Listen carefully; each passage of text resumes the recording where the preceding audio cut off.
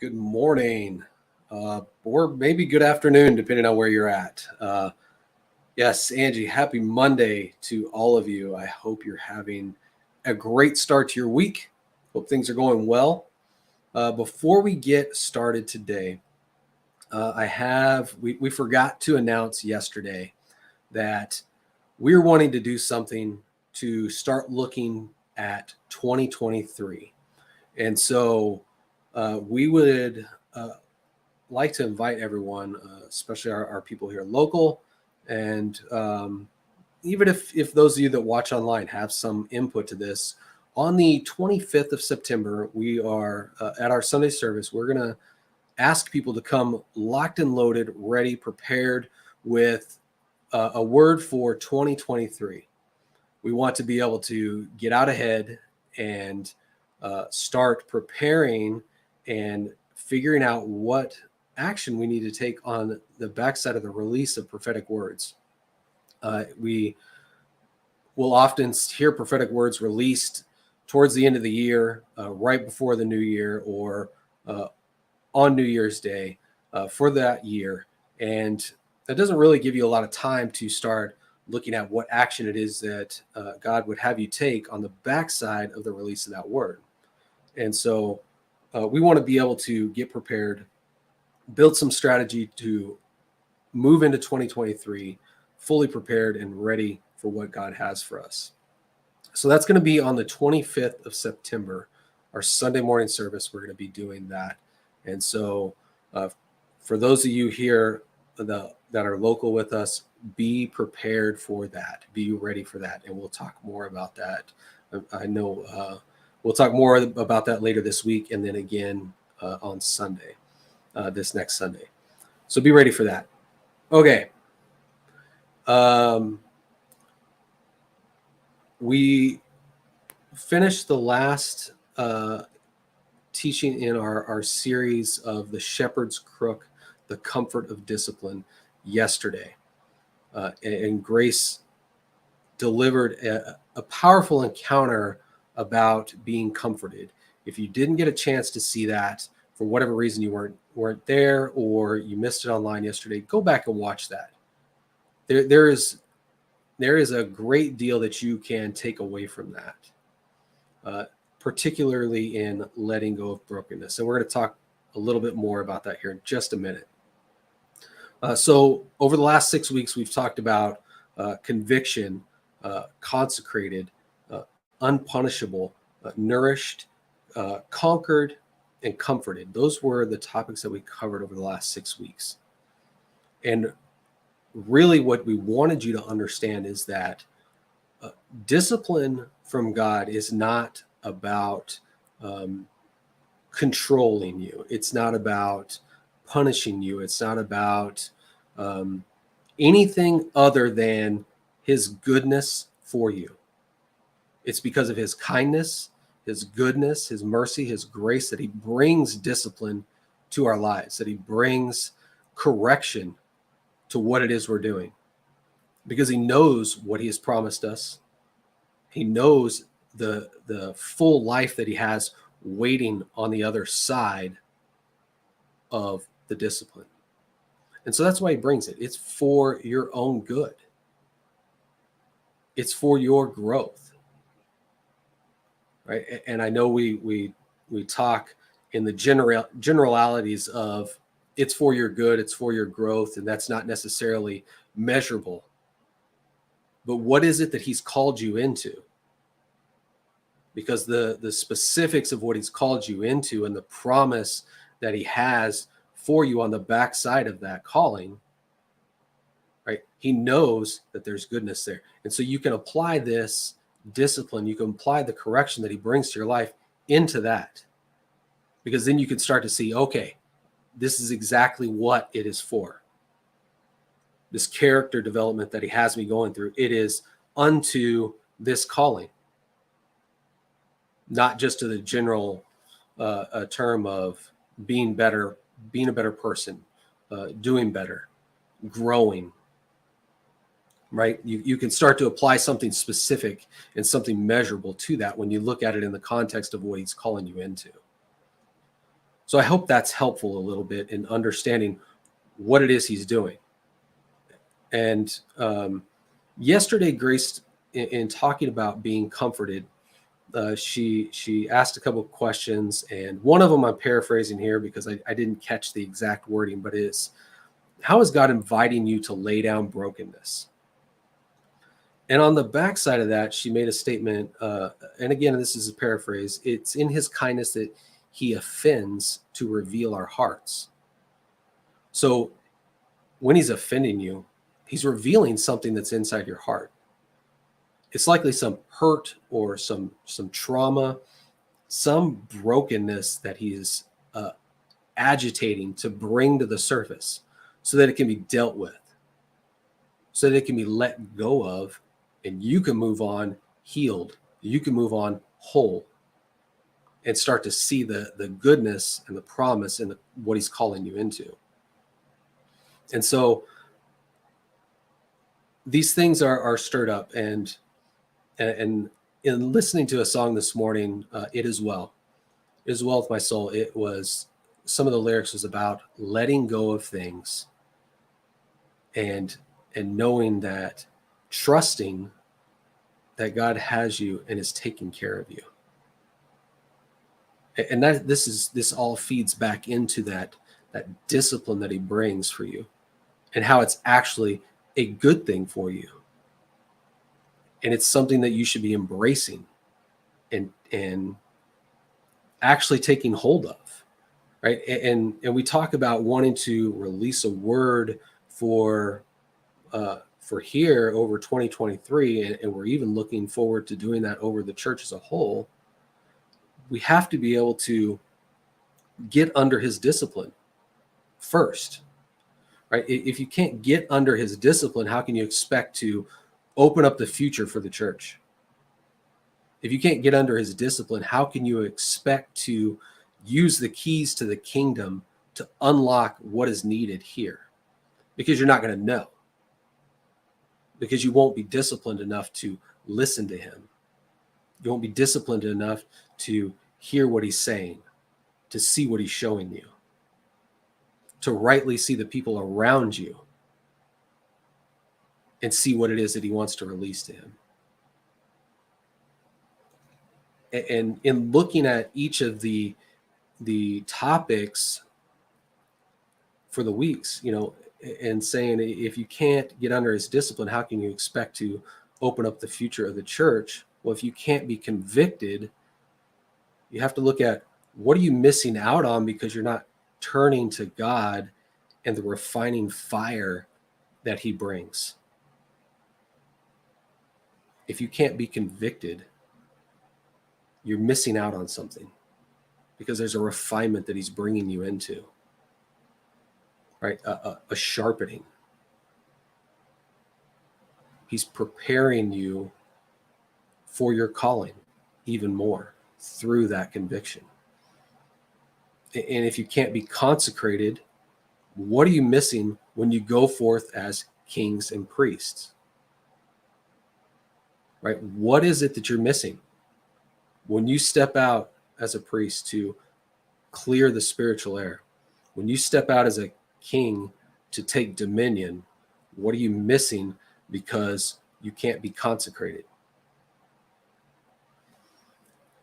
If you can't know you're unpunishable, what understanding are you missing in how God is showing up for you? And we've talked about this a lot lately, is God is showing up in a way that makes us uncomfortable right now. And that's a difficult thing to go through. Yes. But if you don't know that you're unpunishable, you're going to misread what it is God's doing and how it is he's showing up for you. And you're going to see it as unrighteous judgment, and you're going to see it as punishment, and you're going to see it as cruel, and you're going to see it as harsh. Everything it's not. And if you can't be nourished, what are you missing because you aren't searching out a matter? right? You have to be able to go and search these things out. So when you are led to the lush green pasture, and he's trying, and the good shepherd's trying to cause you to eat in this lush pasture, if you aren't searching out each of these things, what is it you're missing out on? Because you can't be nourished. And if you can't be conquered, what are you missing because you aren't recognizing Jesus as the King of Kings? This is an important aspect of this whole thing, right? He is a king. And so what are you missing out on because you aren't recognizing Jesus as the King of Kings? And if you can't be comforted, what are you missing because of a refusal to deal with hurt and offense? When you refuse to deal with these things and you stuff them down, they're not going to stay there. It might happen for a little while. You might be able to be comforted for a short amount of time. But if you are refusing to deal with hurt and offense, it's going to come back up. It's not going to stay stuffed down. You can't sweep it under a rug and think that it's going to be okay. It's just not going to work that way. So there, in those questions and looking at, there's a lot of being, and there's a little knowing, yet there's no doing. So the discipline that God is bringing you, it brings you into right being. It brings you into some understanding.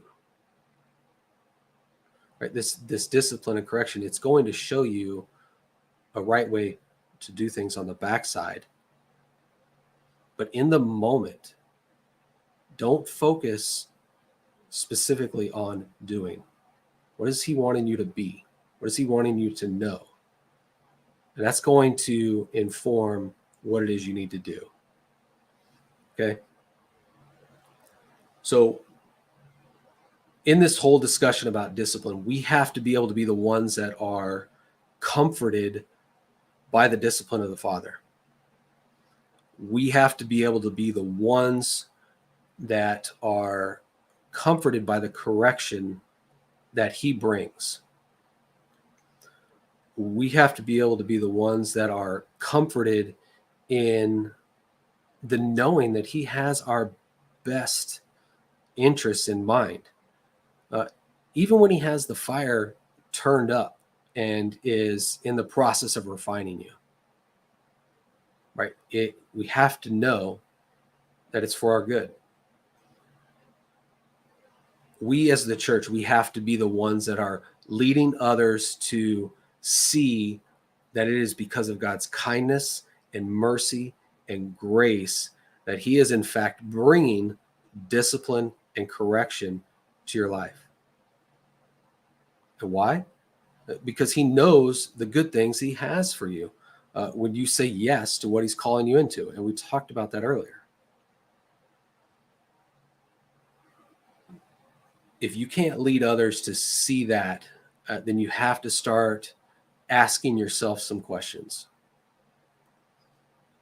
You have to know that you are the ones who are leading people in this area, showing them what discipline and correction are all about. So if you can't lead others into that, you have to ask yourself a few questions. Do I really understand comfort?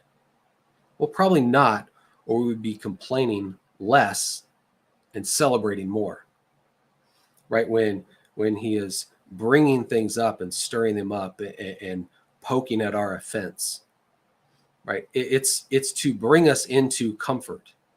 It's so he can deal with it. We can deal with it and move on. Be able to set that down, let it go, and trust that he is taking us in the right place. Right? You have to ask, do I really understand what God is doing right now? Probably not, or we would stop holding on to pet sins and the disgusting idolatry that is taking the place of relationship with God. right? We have to ask, do I really understand who he wants to be right now? Uh, Apparently not, or we would stop trying to be our own provider. We would stop clinging tightly to a victim status simply because that's how our society says that you get attention. The more small your victim status is, the more exclusive or unique that victim status is, the more attention you get. And that's what we can learn from a society about being a victim. It allows you to get attention. It's not the attention you want, but it gets you attention, right? So do I really understand who he wants to be for me right now? If I don't, then how am I going to understand who he wants to be for my family or my business or my city? Do you see how this rapidly starts to build? And like, if we are called to be leaders on the earth as the church, stepping out of the kingdom and bringing that kingdom with us wherever we go, if you can't understand who he wants to be for you right now, how are you going to be able to understand it for anyone else? Another question is, do I really understand his strength?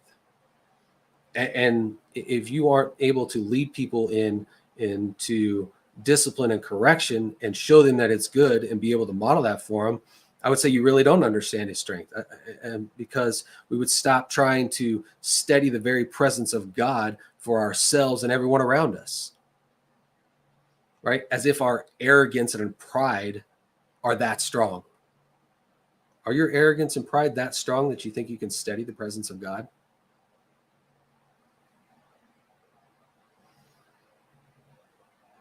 Do I really understand his goodness? And I wonder if we do, because we can't seem to understand that it is in his love and goodness he desires to bring us into an outlandishly abundant life. We know that the enemy comes to steal, kill, and destroy, right? But what did Jesus say on the backside of that? What did he come to do? To give you life and life more abundantly, right? To give you that outlandishly abundant life. And finally, the last question is what do I really know about the kingdom? And I'm not sure, because we love to search for Jesus only in soft meadows where we are only going to feel good. We refer to that as squishy Jesus. It's all lovey-dovey. There's no correction. It's all nice pats on the head and attaboy, good job. But where is the love that corrects and disciplines and sets us on the path to godliness?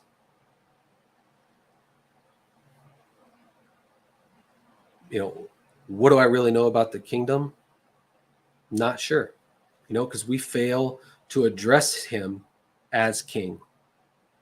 And I would even go so far as to, you might want to try out the words, Your Majesty, King Jesus, to help you get in the mindset of understanding who he is when he comes as the King of Kings. We need to recognize that as well.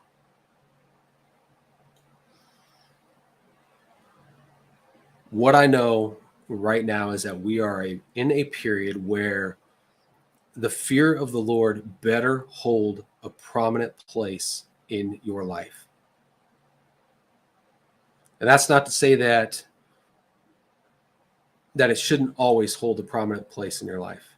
But in this present period of time, the holiness that God is calling us into, your reverence for who he is more important than I can express to you with my limited vocabulary.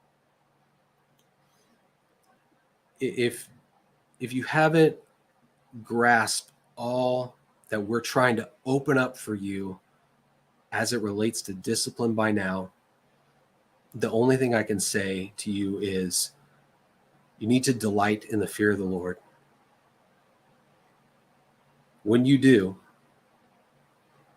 you're going to start to unlock wisdom, and you're going to be able to start rightly seeing who God is when he shows up for you in different ways. It's going to bring you a level of comfort to know that his discipline truly is for your good. You're going to understand that the character that he's building in you through correction is setting you on the path of godliness. That's going to start with the fear of the Lord. It's going to start when you delight in that. And you have to get on board with how he is choosing to show up in your life. Delight in the fear of the Lord. Get on board with how he's choosing to show up in your life. If you can't do that, you're going to have a difficult time. And you're going to misread and misunderstand and misjudge what it is that he's doing for you. You're going to not be able to see where it is that he's taking you. And then finally, you have to allow him to expand you. Most of these things that we're talking about aren't necessarily going to feel good. Expansion isn't always going to feel good because it's a stretching, right? It's an enlargement process that moves you from where you are into a new space. And that change is going to feel uncomfortable. The fire of correction and refinement and discipline doesn't necessarily feel comfortable. The abrasiveness of sharpening is not necessarily going to feel comfortable. But you have to allow it. You can't resist it.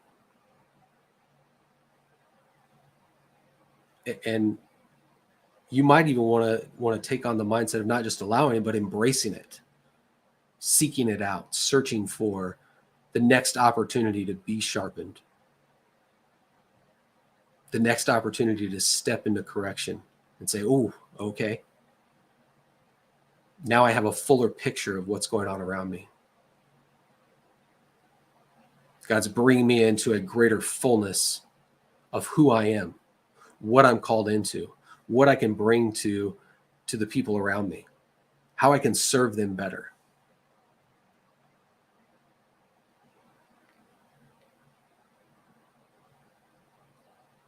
We can't miss what it is that he's doing in discipline.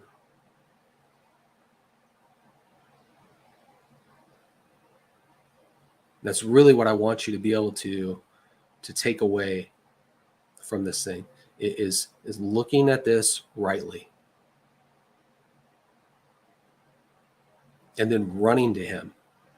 Don't run away because it's uncomfortable. Gosh, run to him. If you start to run away because the refinement and correction that he's bringing you is uncomfortable, you're taking the hurt, you're taking brokenness and things he's wanting to deal with and stuffing them back down, finding a new rug to shove them under and sweep them under. It doesn't work. He's going to continue to pursue you. He's going to continue to turn up the fire. So turn to him. Embrace it. It's not punishment. It's not harsh. It's not mean. We have to drop what we know in this natural reality that we have and start looking from a kingdom perspective. Because you're going to find that our understanding and what we think we know about certain topics, particularly discipline, isn't right. We don't have a good picture of it because it hasn't been modeled here on earth correctly. That is too associated with punishment in our natural knowledge, in our natural understanding. And if that's what we're taking understanding from and basing decisions on, we're not operating in the spirit of wisdom.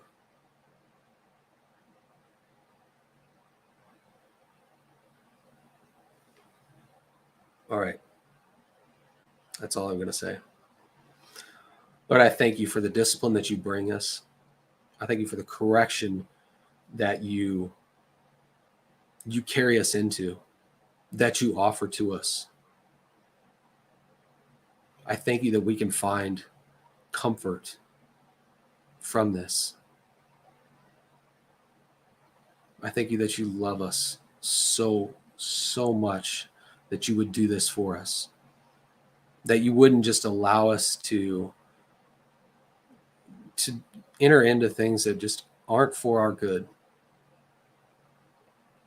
and just continue to just put your arm around us and pat us on the shoulder and say, attaboy. Because that's not going to bring us into what it is that you have for us. I thank you that you love us that much. And right now I release over everybody that is watching and hearing this, even in the replay, I release over you eyes to see and ears to hear what it is that God is doing right now in your life. Eyes to see and ears to hear how it is he is showing up for you, that you rightly perceive it and you rightly embrace it and take hold of it. In Jesus' name. I hope you have a great week. And I really do hope that you take this into your time of prayer this week, into your chats with Jesus, and have a discussion with him about it. Ask him how he's showing up for you right now. Rightly perceive it. If you feel like there's a refinement being built up inside you right now, he's taking you through a refining fire, talk to him about it. Have a discussion. Don't run away from it. Yeah, like you see in the comments, join us Wednesday at, I think that's supposed to say 9 a.m. Central. 9 a.m. Central Wednesday. Join us for unedited chats. We are going to be talking about this.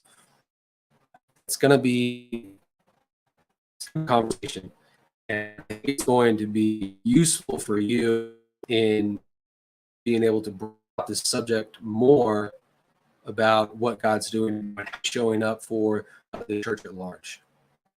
All right, check out 9 a.m. Central Time. We look forward to that chat. And then later this week, Friday, 10 a.m. Friday, Angie will be on with Life Up Here. All right, have a great week.